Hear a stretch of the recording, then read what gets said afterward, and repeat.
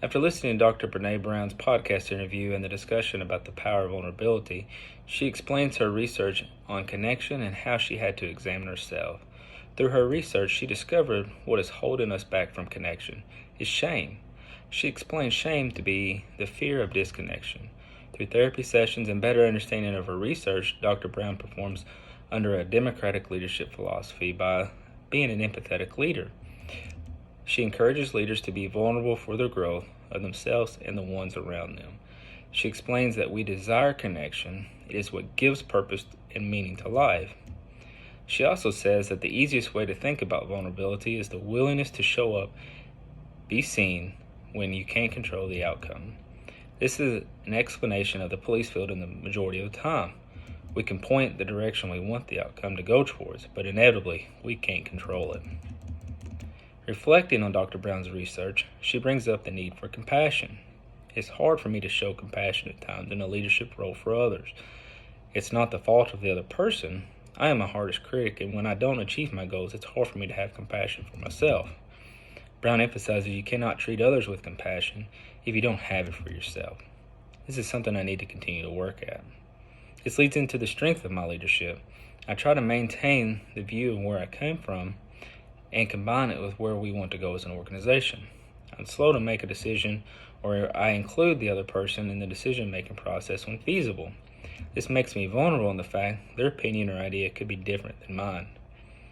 The profession is constantly evolving in the day-to-day mindset, training, experiences, and culture.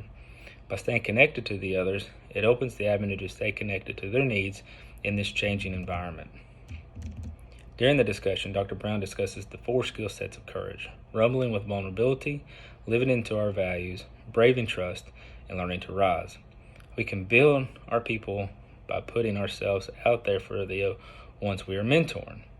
Let them know you are there with them in a partnership, not a dictatorship.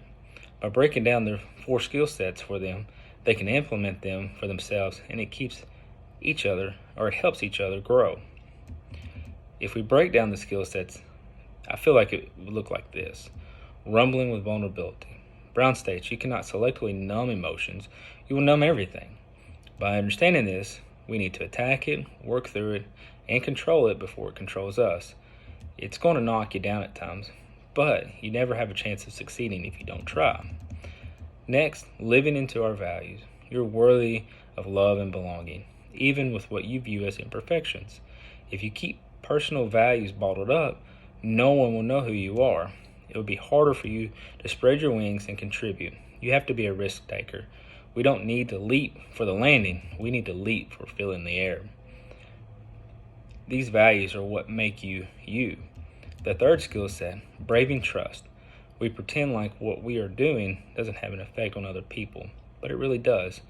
We just need to be authentic. Most times people just want to hear what you have to say. Have the courage to put it out there. The last skill set is learning to rise. Brown explained we need to learn to rise and let ourselves be seen, love with our whole hearts, practice gratitude and joy with others, and realize I am enough. So in closing, if we can show sincere interest in our guys' thoughts and feelings, you can get buy-in from them. By getting buy-in, we can possibly direct them to be more than they ever imagined for themselves.